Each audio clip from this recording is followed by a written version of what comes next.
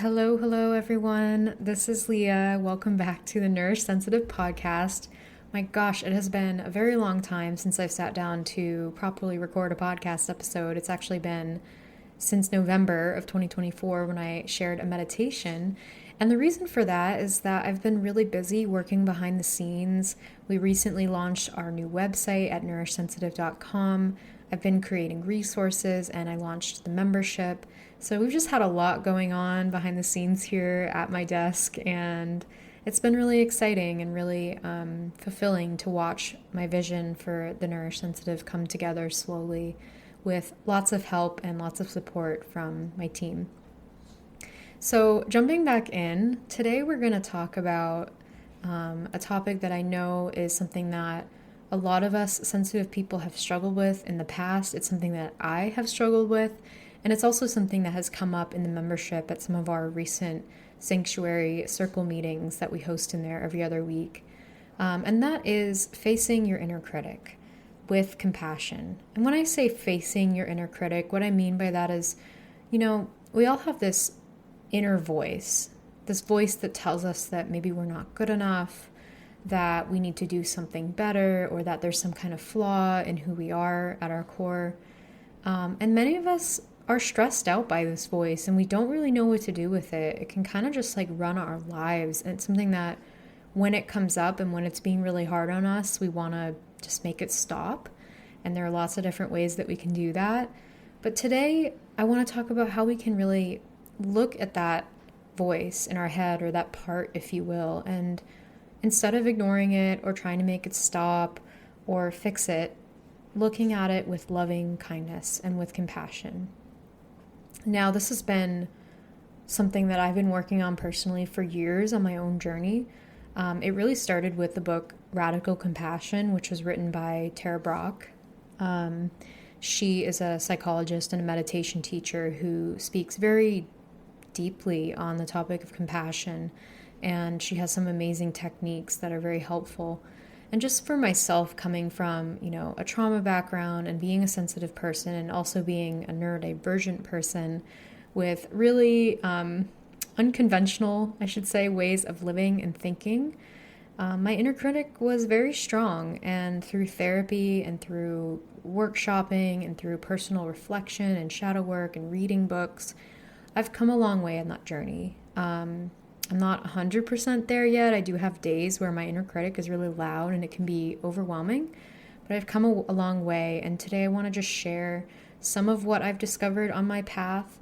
I'm not a therapist, but I've worked with this on my own journey. And so I want to share some of what's been helpful for me, help you understand, what the inner critic is, why HSPs struggle with internalized criticism, seeing the inner critic for what it really is, as a protective mechanism that's not here to hurt us, but to actually point us in the right direction.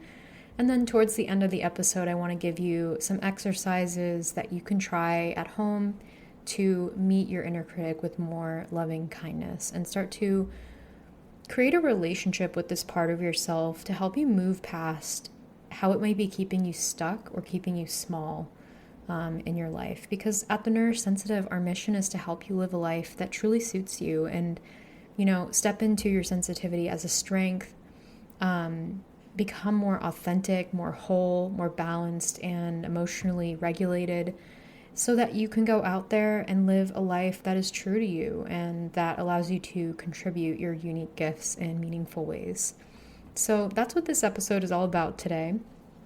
And I want to start with a personal story. And this actually happened very recently.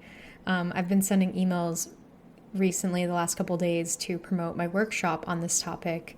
Every couple weeks, every other week, I run a support group inside the membership that's open to members and non-members. And our topic for this week is this one, facing your inner critic with loving kindness. This was a topic that one of our members requested. And so I've been promoting the workshop and sharing it with my email list and my community. And my personal story relates to an email that I sent where I made a tiny little mistake right at the top of the email. And I noticed it as soon as it's sent, and it really, really triggered my inner critic. So what happened was I sent this email out to my full list, about 260 people, and I was editing the email inside, my email editor, and the very first thing that I say is hi, and then the person's name. So hi Leah, hi Jenny, whatever it is. But I had forgotten to go back and actually add in the placeholder for the subscriber of the email list name. And so when the email went out to 250 people, it said hi first name. And, my initial reaction was like, I was really stressed. I had a lot of anxiety because it wasn't just a typo. I mean, this was people's name, and I just felt really sloppy. And I was like, great, you ruined it. No one's going to sign up. People are going to be offended that you didn't call them by their name. Like, my inner critic just started having like a field day, and I felt it in my body as well. My stomach dropped. I felt really anxious. It was just this sense of like I'm losing control, and I felt really vulnerable. And it's such a small thing. When I reflected on, I'm like, it's literally just a small thing in an email. Half the people haven't even opened this email yet. There's probably a percentage of people who didn't even notice it. But to my inner critic, she was just screaming very loudly that I had totally ruined it, and she was being really hard on me. And for a minute there, I was like letting it happen, just like wanting to never show my face again. But I realized that the best thing that I could do in that moment was to not let this inner critical voice win in this situation and prevent me from moving forward with my workshop and with my work, but to actually take a deep breath, ground, and realize that this is a beautiful opportunity to practice what I'm actually going to be teaching, practice what I preach, right? So I did that. I took a deep breath, and I chose to show myself love instead of spiraling into shame and letting that just take over these gifts that I'm trying to offer people. And so that looked like, interrogating the thoughts and looking at like, okay, I didn't ruin it. I just made a mistake. Where did this come from? Slowing down. How can I prevent this from happening in the future? Is it okay that I made a mistake? And actually beyond that, is it okay to just be a human? I think most people are not just forgiving, but they're actually going to appreciate you for owning when you make a mistake.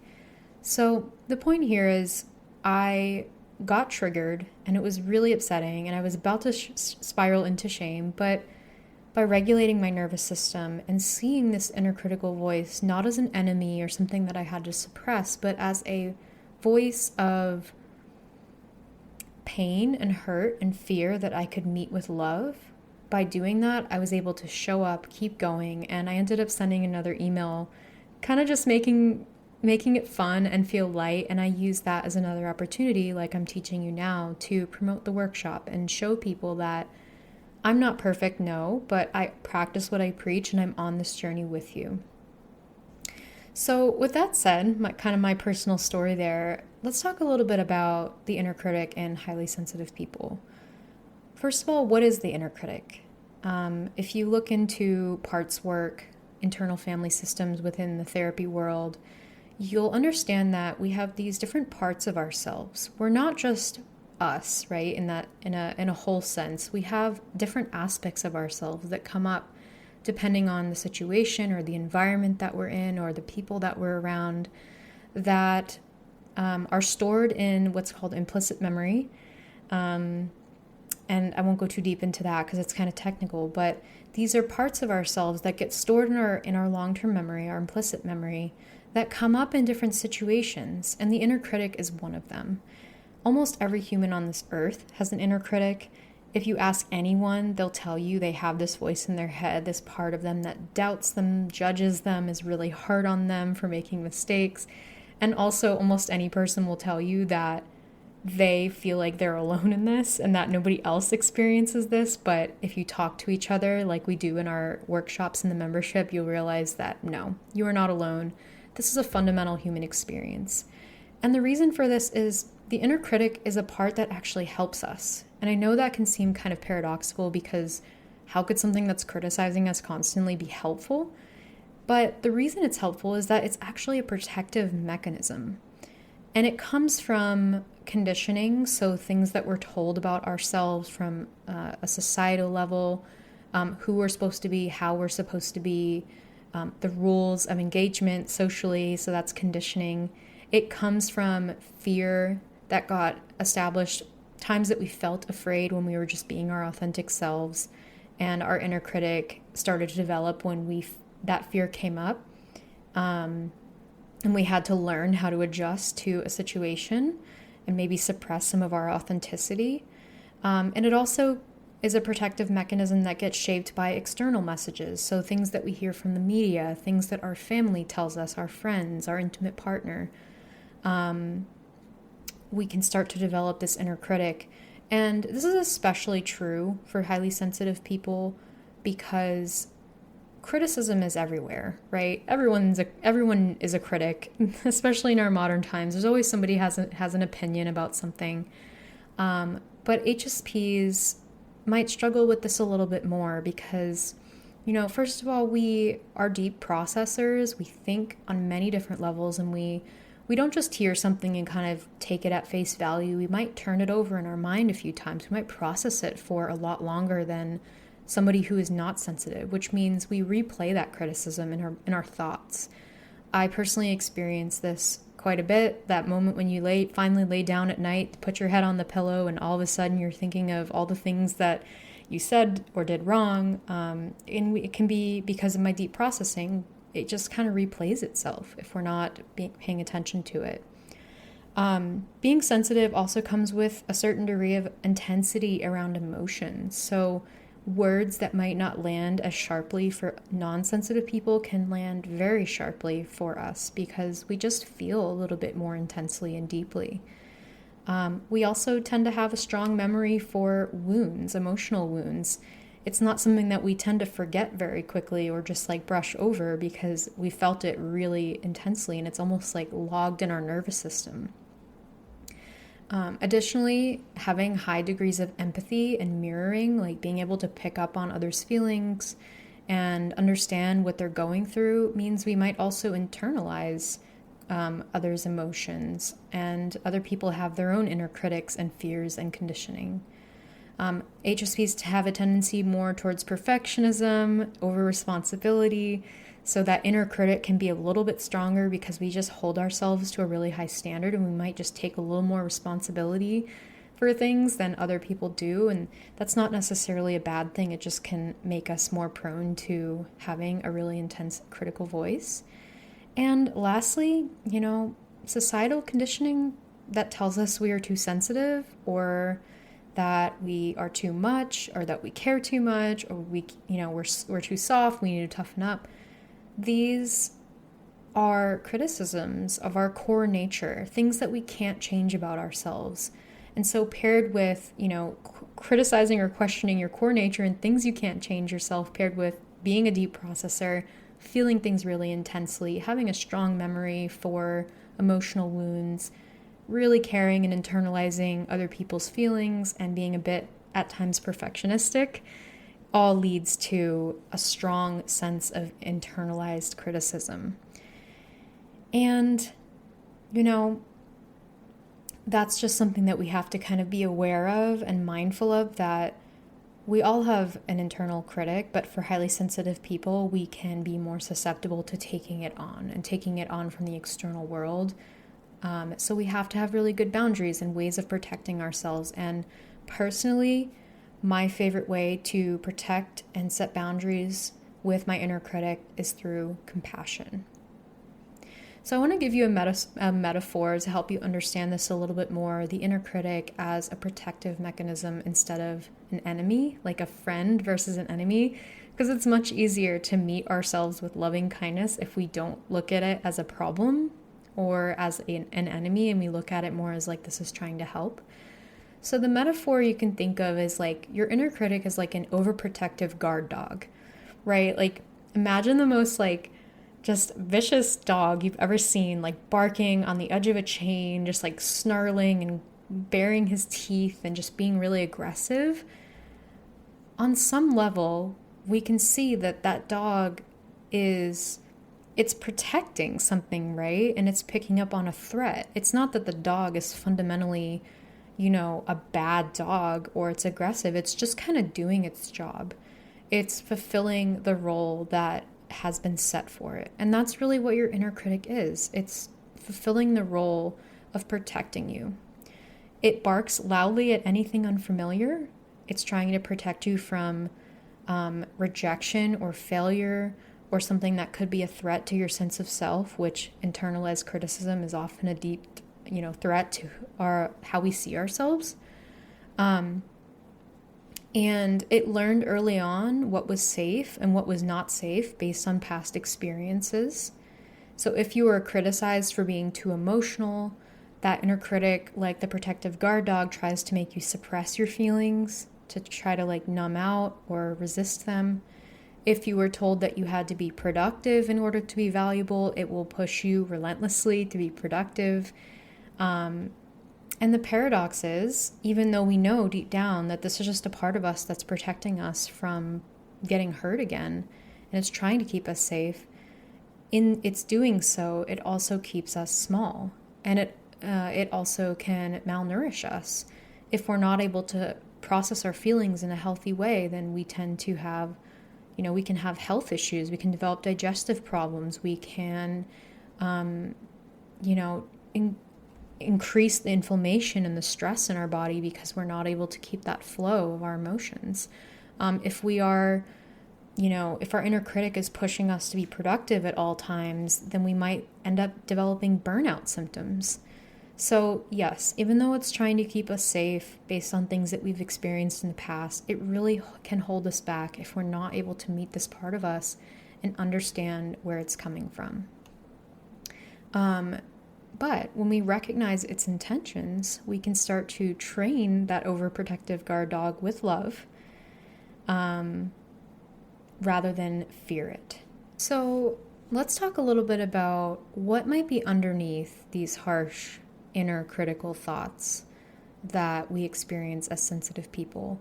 And I kind of like to think of this in two ways. So maybe underneath that voice, there's either an unmet need or an unprocessed feeling, or both, that is asking for my attention. So let me give you a few examples that you might relate to as a sensitive person. So let's talk about first self-trust. Maybe the inner critical thought is you overthink everything. You just can't, you can't make it simple. And this ties back to fundamentally how your brain processes as a sensitive person. It might sound like, why do you always overthink everything? You should just be able to let things go. You're making this so much harder than it needs to be. So if we sit with that, and we don't resist it, and we start to think of maybe that voice can be a friend, and ask ourselves, what is the unmet need here? And what is the feeling that comes up that needs to be processed that maybe wasn't processed in the past because we were overwhelmed? So underneath the self-trust, you overthink everything, is a need for reassurance, a need for validation, and a need for trust in your own wisdom.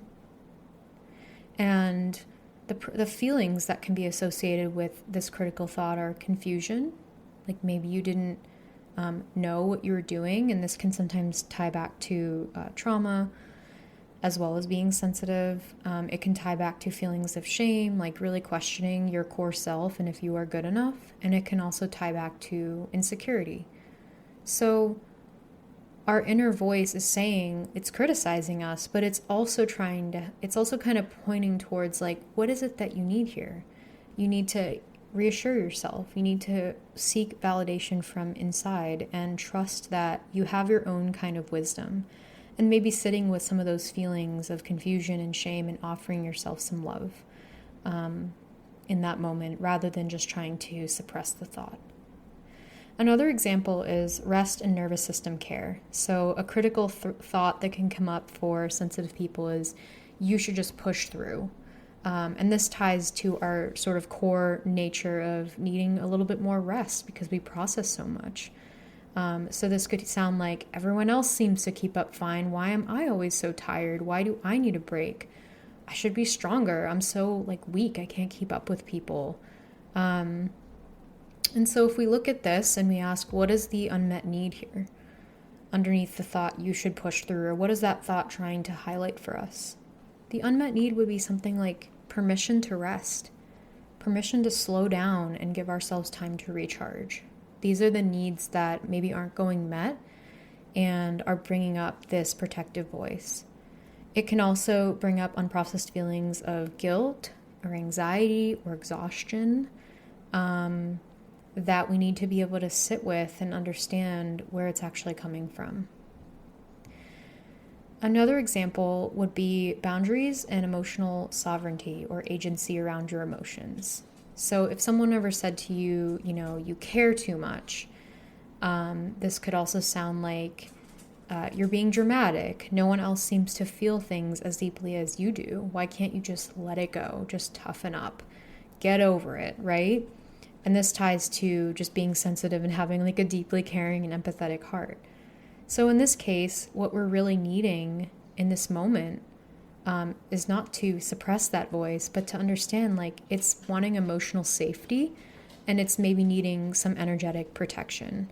We might feel overwhelmed or sad or fearful because we've been taught that our emotions can't be trusted or that they're too much. But if we really sit with those feelings and we offer them love, we can see that there is wisdom in our feelings, and we need to protect ourselves emotionally and provide emotional safety to be able to meet that need and quiet that inner voice that criticizes us for caring a lot. So those are just a few examples. And what I've learned really on my journey is that when we stop fighting this inner critical voice and understand that it's a friend that's trying to point us towards what needs to be healed and understood, really listening with love to what's happening inside us beneath these words that maybe we internalized from family members or school or what have you, this can really guide us back to wholeness, back to trust, back to rest, back to boundaries, and self-love. So I want to give you, now that we've kind of given like a high-level view of this inner critic and why it matters for sensitive people, I want to give you some exercises to help you start to practice some more loving kindness and to really meet your inner critic with an attitude of friendship and camaraderie and just like teamwork. So the first practice is simply taking a bit of an inventory of your inner critical thoughts. A lot of times when we're stressed and that inner voice comes up, it's hard to even like separate the thoughts and to understand what we're criticizing ourselves for. So what I want you to do is get a journal and simply make a list of anything you can think of that you've ever sort of wished that you could change about yourself. And I know that this is, do this in a time when you're not already emotionally stressed or going through something difficult, because obviously we don't want to bring up too much, but think about it like physically, emotionally, materially, financially, socially, spiritually. What have you ever wished in those different categories that you could change about yourself or that you felt wasn't good enough as it is? So just kind of take some inventory, because it will help you start to differentiate yourself, your core authentic self, whole authentic self, from the voice of the inner critic, and just kind of get it all down on paper and help ground you into like the work here. So take, 5 minutes or as long as you need to get all of that down. And then once you have that down, I want you to go through each of them and kind of get into a dialogue with your inner critic. And you can even, give yourself 5 minutes to close your eyes, like picture maybe what this inner critic might look like, or just meet them.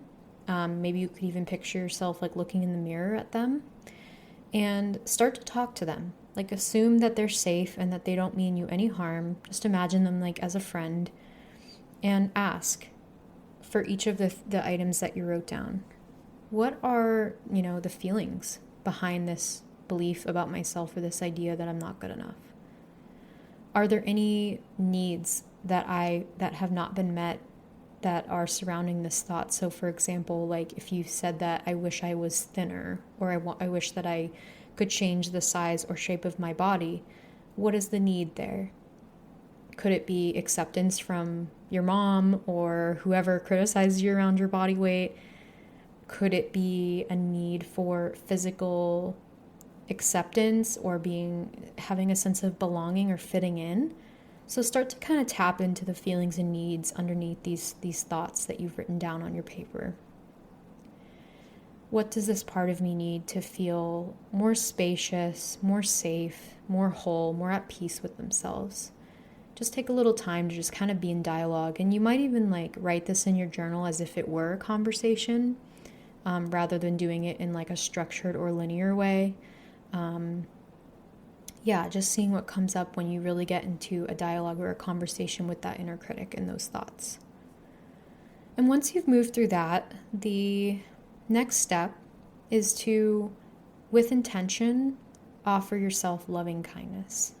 So this would look like looking through the thoughts and the needs and the feelings around them and responding with curiosity, not judgment.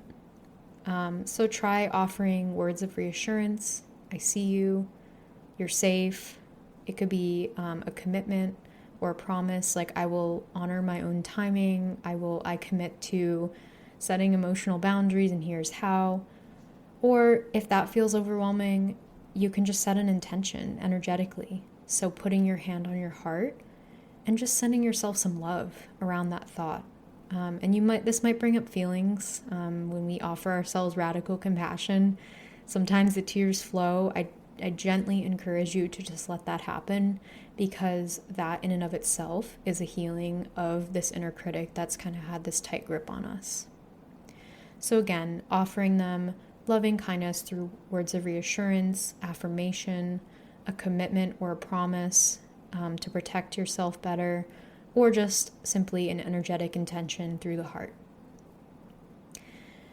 If you have some time and energy left, this is a great integration practice that I suggest. So creating a sacred contract between you and your inner critic. So assuming that you and your inner critic are a team now, you don't have to make the inner critic go away, but you guys are here to work together whenever these thoughts come up. What is the contract that you want to have between the two of you? And when I say contract, if you think about like a legal contract, it kind of like outlines the rules and the regulations and the boundaries around this work together. So think about that. If you are facing a situation where your inner critic is coming up and they're being really hard on you, how will you work together? Like, what's the procedure, or what are the rules that you yourself, your core self, wants to establish with this part of you? What boundaries will you have? Do you need to set limits on how long you spend thinking about how you messed up? Or are there certain self-care practices that you want to put in place? How will you and your inner critic support each other moving forward? And I think this really, it doesn't have to be exhaustive or complicated. You could honestly even use ChatGPT to help you do this work. But the idea is to just intend to work together and try to think about what that would look like and how that might serve you. So that's all I have for you today on this topic. I hope that this has been really helpful and that you are able to show yourself a little more compassion, even from just listening to this. And I'd love to hear, how did this exercise feel for you? You can send me a message on Instagram or email me, leah@nourishsensitive.com, if you want to share what came up for you. And just a reminder that, this is ongoing work. This is a journey. It's not a one-time fix. You're not going to go through this exercise one time and be like, okay, I've made peace with my inner critic. Like, I am great now. Woohoo. No, like, it's something that you're going to have to practice over and over until you have a healthier relationship with this part of you. And again, we don't get rid of our inner critic. They're always going to be there. We're always going to get triggered around something that we learned when we were a kid that can be really scary for us, but it's all about how we respond. So just try to focus on that. And if you are interested in doing this work together, like with the support of a community and with my facilitation as the coach and leader of the community, we have an upcoming sensitive sanctuary meeting on this topic. This is the work that we're going to be doing in that group, and it's a really small and intimate group of sensitive souls from all walks of life. Everyone is very kind. We have several healers and coaches in the group as well who are great at holding space, and it's a really non-judgmental, open and welcoming, come as you are environment. So if you feel comfortable joining in a community for this kind of work, you're never obligated to share anything. You could simply do your journaling in the company of others and you don't have to share. But as the facilitator, I'll always invite you to if you feel called, and I try to do a really good job at making that feel safe. Because it's really healing when we hear from people who've been through similar experiences as us in life, who are able to share that openly, and it really helps us feel like we're not alone and that there's a lot of hope in being able to move forward on that journey and find more peace. So if you would like to join us at our next meeting, the meeting is going to be on March 3rd, Monday, March 3rd, from 6:15 in the evening until 7:30. It will be hosted via Zoom. And if you would like to sign up for that, the cost for non-members of the Neurosensitive Collective membership is $11 to $22 sliding scale. So give what you feel is appropriate for yourself. No questions asked. If you want to give a little bit more, that helps support the mission, that helps us continue to offer generous offerings and open offerings for people who are part of the neurosensitive community. But if $11 feels right, then there are no questions asked. So $11 to $22 sliding scale for non-members. And if you are a member of the Neurosensitive Collective, then you get access to our bi-weekly support circles for free, or as included in your membership cost of $22 a month. So we invite you to come try out this meeting. It's going to be so heartfelt and very welcoming and safe. I've received really wonderful feedback from our existing members about this space, and I always enjoy holding it. I really love just holding space for people's growth and their healing. So go ahead and check the show notes for the link to the workshop, and we look forward to seeing you there. But if not, we hope that this work has been healing for you and that you'll do it on your own. And if you ever feel like you need that community support and you want to get to know others like you who are on a similar growth and healing journey and get support from me, then we welcome you in the membership as well. Okay, neurosensitives, my loves, I am so happy that you've made it through this episode, and I can't wait to chat again soon. Hope you have a wonderful day, and I'll see you later.